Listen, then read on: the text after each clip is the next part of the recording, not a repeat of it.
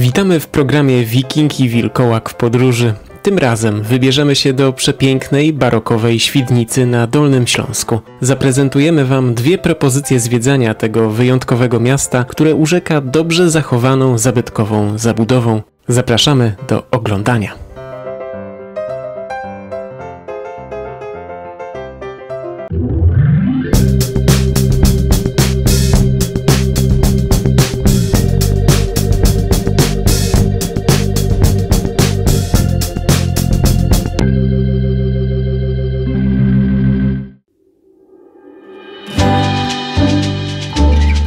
Położona zaledwie 50 km od Wrocławia Świdnica w średniowieczu była stolicą potężnego księstwa świdnicko-jaworskiego.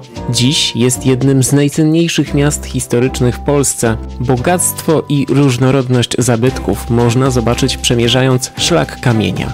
To miejska trasa turystyczna eksponująca najważniejsze elementy związane z dziedzictwem kamienia w Świdnicy oraz 4 zabytkowych barokowych fontan, które znajdują się na świdnickim rynku.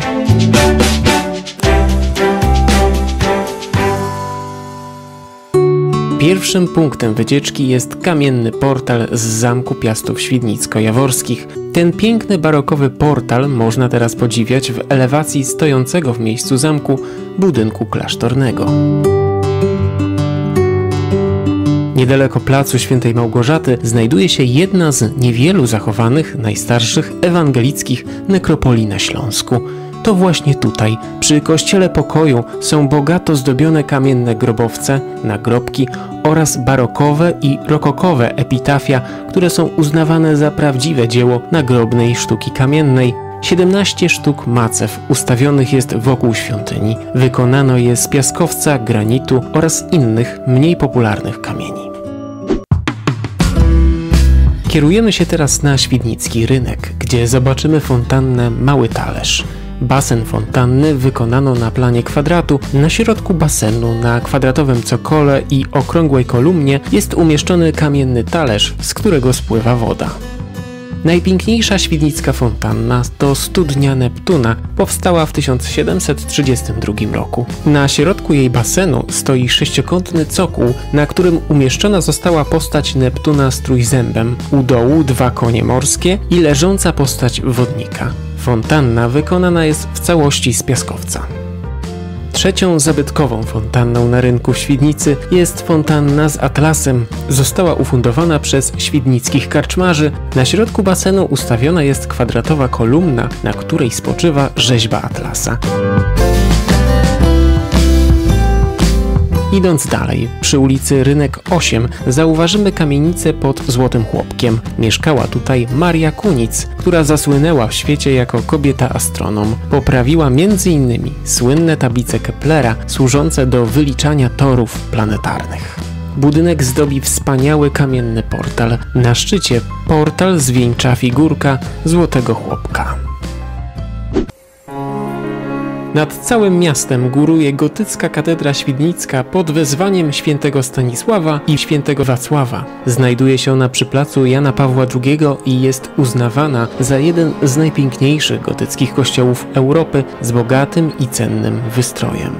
To pomnik historii, z zewnątrz ozdobiony licznymi rzeźbami i imponującymi portalami z piaskowca. Ten wspaniały obiekt z kamienia ma jedną z najwyższych wież w Polsce. Mierzy ona 101,5 metra wysokości.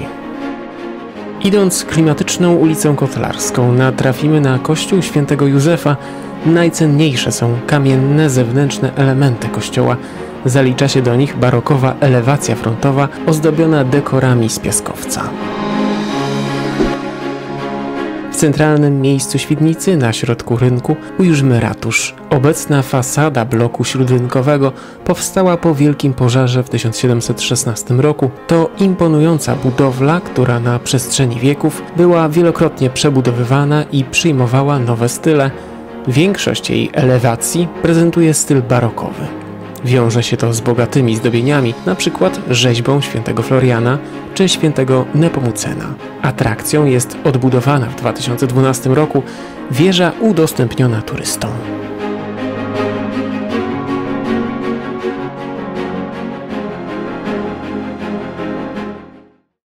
Będąc w Świdnicy, nie sposób pominąć faktu, że właśnie stąd pochodzi słynny lotnik Manfred von Richthofen, nazywany Czerwonym Baronem. Był jednym z najwybitniejszych asów myśliwskich I wojny światowej, który odniósł 80 powietrznych zwycięstw. Jego znakiem rozpoznawczym był przemalowany na czerwono samolot Fokker DR-1.